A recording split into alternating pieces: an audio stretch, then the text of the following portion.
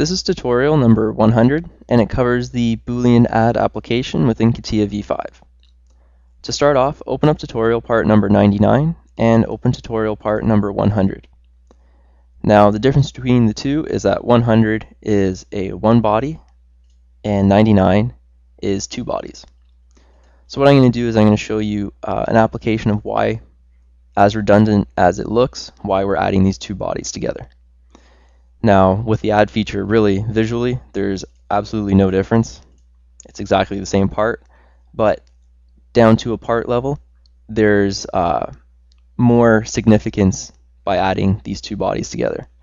So say I wanted to add a fillet where the circle comes out from the box, so just like around there.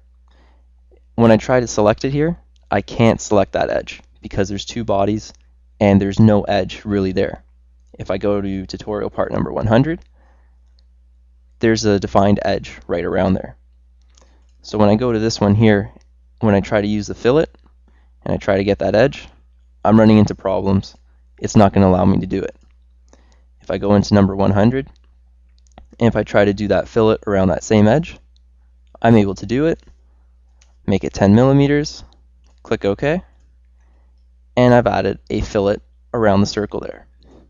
So by adding these two bodies together, I'm able to create a feature such as this fillet, and you're getting edges where you should be. So this is really one solid now.